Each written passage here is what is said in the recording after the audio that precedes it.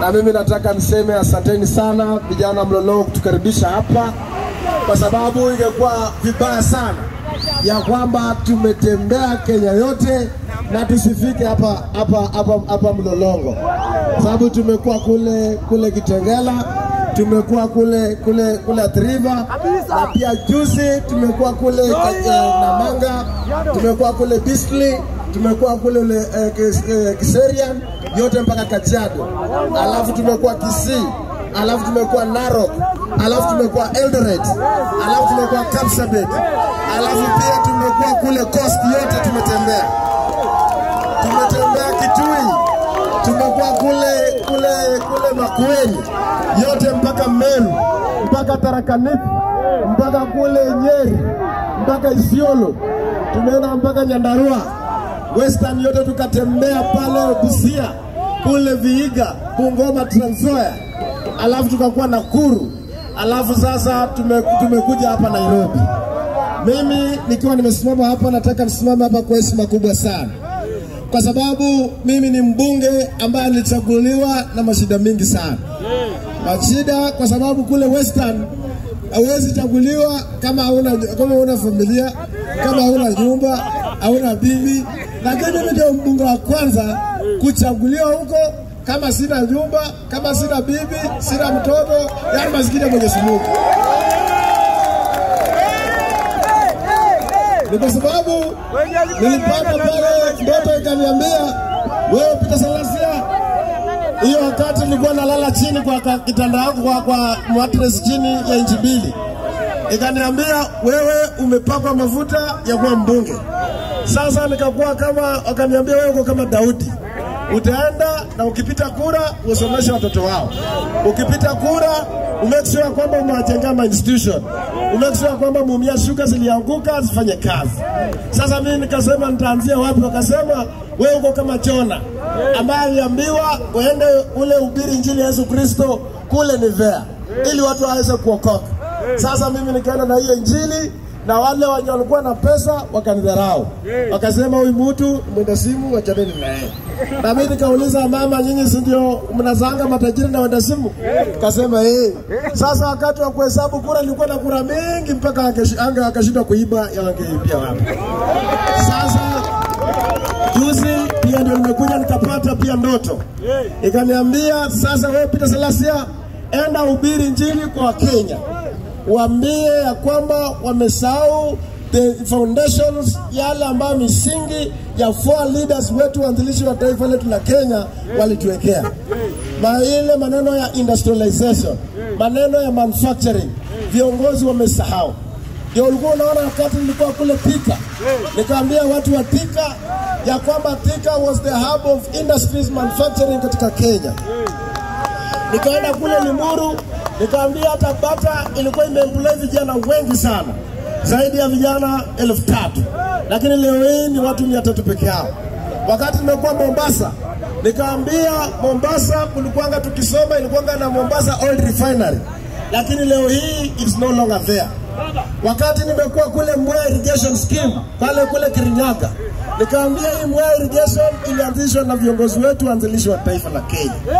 Lakini leo hii hakuna any other irrigation scheme apart ya Mwea ambayo iko pale.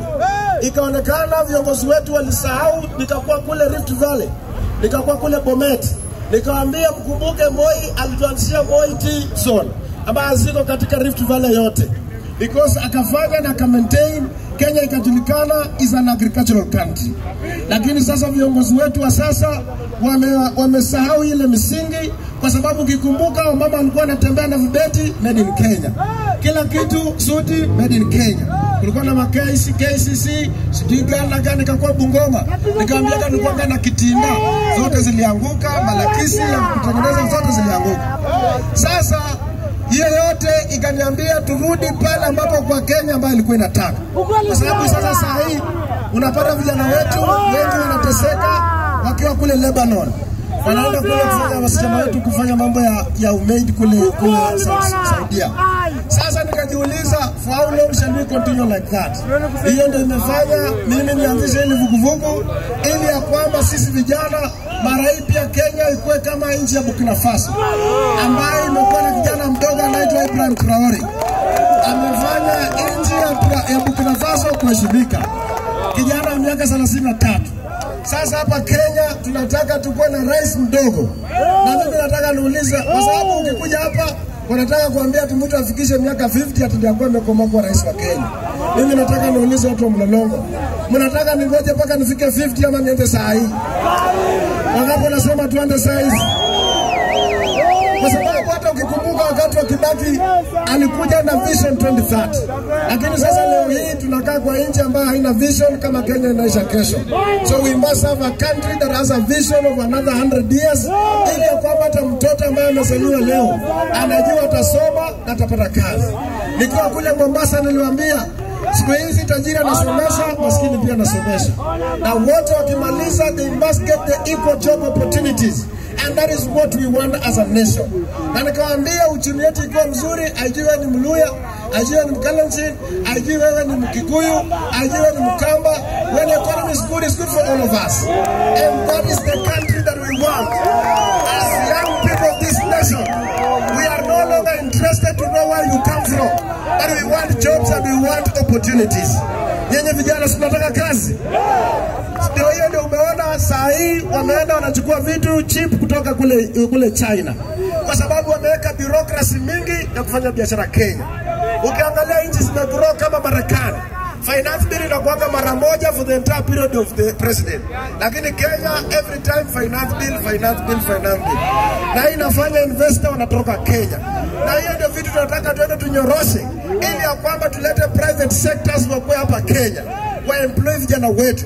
Watoto wetu wasichana wasiende kufungwa kule majela kule Saudia, wakiteswa huko katika nchi za utumwa. And we are the only people we are going to transform. Kwa sababu misitu ni ile. Nyani ndio wanabadilisha tu. Si ndio? Sasa nyinyi vijana hapa Mlolongo, nirudi nisirudi? Niendelee nisiendelee? Unataka kuwa na rais kijana Jensi? Wangapi wamesema hivyo? Na hakuna kurudi nyuma, si ndio? So vijana tushikane, tupendane. Na nataka vijana wenye kwa hapa Mlolongo tukue vijana ambao wanajitambua. I'm always telling my young people from my constituents, nataka niongoze vijana ambao wanajitambua. Nataka wajue wakati wa kufanya kazi, wakati wa kwenda kupiga sherehe na mambo mengine hapa na pale. Na mimi nataka hapa mechanic akiacha hapa spana, akifunga pakesho anaipata. Mtu kama amesahau kufunga duka, akikuja asubuhi anapata mtu ajaingia pale. Nataka mtu akiacha panduzi anaipata pale kesho kama iko pale. Mtu akitembea kwa hii street kuanzia kule juu mpaka chini, hakuna mtu anampiga ngeta. Si ndio vyanangu? Ili ya kwamba tumekisha kwamba Mlolongo is 24-hour economy as we prepare for a youthful president come 2027. Tumeelewana vijana? Ama namna gani? Alafu mchana ni wakati wa kufanya kazi. Jioni ndio mnaanza kukutana kidogo, kama lazima ya kutafuta usingizi ndio wende utafute kidogo. Lakini mchana tunafanya kazi. And those are the young people that I want to have as we focus to change this country going forward. See now? Yeah! DJ asanteni sana, Mungu awabariki. DJ ndio ngoma. Ndio nobody father than nobody father.